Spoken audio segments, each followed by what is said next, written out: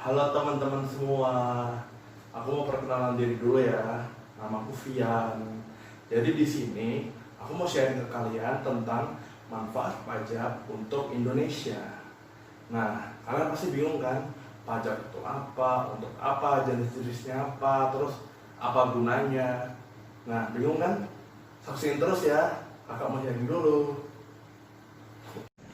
Jadi, secara gampang itu, pajak itu sejumlah uang yang wajib dibayarkan ke negara. Nah, yang bayar itu yang pertama orang pribadi. Contohnya kayak karyawan, kayak wira swasta, dan lain-lain. Terus yang kedua ada badan. Badan itu bisa kayak perusahaan gitu loh, kayak PT, kayak CV dan lain-lain gitu. Nah, setelah itu uang pajaknya itu dikumpulin ke negara melalui Kementerian Keuangan, melalui Direktorat Jenderal Pajak. Nah, nanti setelah dikumpulin itu jadi satu, diolah sama Presiden dan DPR untuk jadi APBN. Nah, nanti belanja negaranya itu akan dibelanjakan kembali untuk keperluan rakyat Indonesia. Nah, terus belanja negaranya dipakai buat apa? Nah, ini nih jawabannya nih ya. Kan tadi uang pajak dari rakyat udah masuk. Terus sama pemerintah, sama DPR nyusun anggaran. Nah, di dalam anggaran itu ada belanjanya. Nah, belanjanya itu dipakai buat macem-macem. Contohnya infrastruktur, kayak jalan tol sama jalan Trans Papua itu loh, yang membuka daerah-daerah terisolir. Yang kedua, ada mengentaskan kemiskinan. Yang ketiga, dipakai buat pertahanan dan keamanan kayak militer-militer gitu. Nah, yang keempat, dipakai untuk pendidikan bangsa. Yang kelima, dipakai untuk layanan publik. Nah, dan lain-lain juga, ada dipakai buat politik juga, dipakai buat dipakai buat kunjungan kerja Indonesia ke luar negeri dan lain-lain gitulah pokoknya. Pajak itu ada dua jenis. Yang pertama, pajak pusat. Yang kedua, pajak daerah. Kita bahas dulu yang pajak pusat. Pajak pusat tuh contohnya yang pertama ada pajak penghasilan, kayak yang gaji pegawai, sama laba perusahaan. Yang kedua ada pajak pertambahan nilai atau PPN, yang biasanya tuh muncul kalau kalian belanja ke supermarket itu loh. Nah, kalau kalian beli barang-barangnya dapat stroke, nah itu dia. Biasanya di dalam situ tuh ada PPN-nya. Nah, yang ketiga ada pajak penjualan atas barang mewah.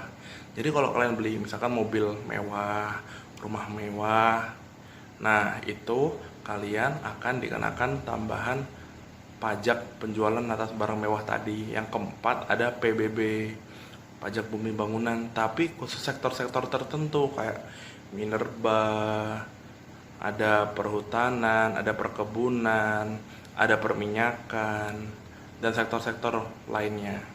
Terus yang terakhir ada bea materai yang 3.000 sama 6.000, tapi bentar lagi tinggal satu tarif doang. Jadi tinggal 10.000 doang.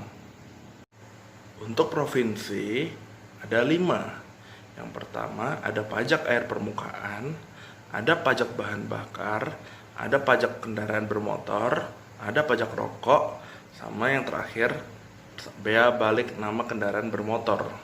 Kalau yang kabupaten kota sebenarnya ada 12 jenis. Tapi kira-kira yang terkenal tuh ada pajak restoran, ada pajak hotel, pajak parkir, pajak hiburan kayak buat bioskop-bioskop gitu, ada pajak parkir, sama satu lagi PBB. Tapi beda nih sama yang satu lagi yang pajak pusat. Yang ini tuh cuman ngurusin tentang perumahan dan gedung-gedung doang. Nah, kenapa sih kita harus bayar pajak? Rakyat tuh kan udah capek-capek ngumpulin duit pagi sampai malam, malah disuruh nyetor duit ke negara. Capek kan? Nah, jadi ini ada jawabannya nih ya. Coba diperhatiin dulu. Jadi, pajak yang dikumpulkan ke negara itu fungsinya yang pertama untuk redistribusi pendapatan. Artinya gimana? Nah, orang miskin itu dibantu sama negara melalui uang pajak. Nah, itu dibantu untuk mereka agar hidup lebih sejahtera. Nah, yang kedua, untuk mengurangi ketergantungan utang luar negeri. Gimana kalau misalkan kita terus-terusan ngutang tuh, kita utang, kan pasti kita ngasih jaminan aset. Kalau nggak kebayar, disita dong aset negara kita, kan berharga, rugi. Nah, yang ketiga adalah menumbuhkan sikap patriotisme. Pahlawan-pahlawan yang dulu tuh udah membantu negara kita rela berkorban demi tanah air. Nah, sekarang cara kita untuk rela berkorban demi tanah air itu adalah dengan cara membayar pajak. Kita membantu gitu. Emang kalau kita bayar uang pajak, pertanggungjawabannya di mana? Uang kita lari kemana aja? Nah, jadi ini ada ilustrasi. Misalkan uang 1 juta uang pajak kita, itu kira-kira kalau dialokasiin larinya kemana gitu loh.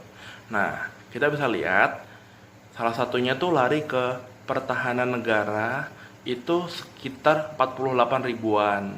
Lalu untuk ke sektor pendidikan itu 66 ribuan.